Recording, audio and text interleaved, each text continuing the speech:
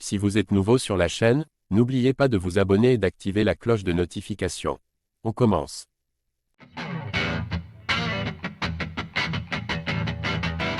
Avec une victoire, Benoît Saint-Denis aurait pu dissiper de nombreux doutes à son sujet, notamment sur sa capacité à viser le titre un jour. Mais battu par Renato Moicano en main event de l'UFC Paris, il se retrouve plus que jamais dans la tourmente.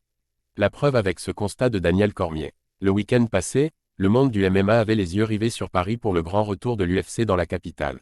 C'est un événement toujours très attendu, déjà parce que les fans tricolores sont réputés pour être les plus chauds dans ce microcosme, mais aussi et surtout parce que nos combattants sont talentueux. Ils l'ont prouvé une fois de plus. Sur les 9 Françaises engagées, 6 sont reparties avec une victoire.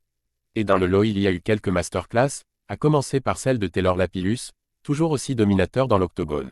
Il n'enchaîne pas les KO, n'est pas forcément le plus spectaculaire dans la cage, mais rares sont ceux qui peuvent se dire plus propres que lui techniquement.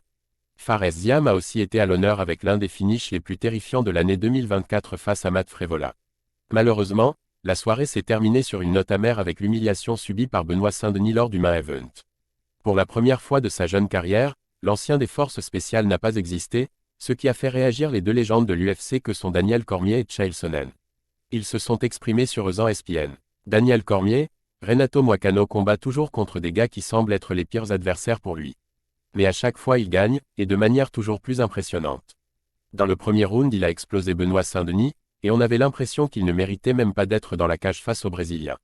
Chael Sonnen, réussir cette performance en main event, en France, face à 17 000 spectateurs contre toi, c'était incroyable.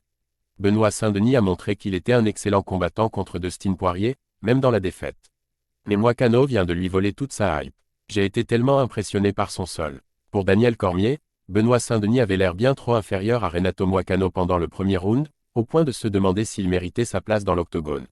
Pour Chael Sonnen, le Français vient de se faire aspirer sa hype par le Brésilien. Des constats peu glorieux, mais pas forcément loin de la réalité. Tout le monde voyait Benoît Saint-Denis s'imposer avant l'UFC Paris tant son style était favorable contre Renato Moicano. Malheureusement il s'est fait cueillir et il pourrait avoir perdu bien plus qu'un combat.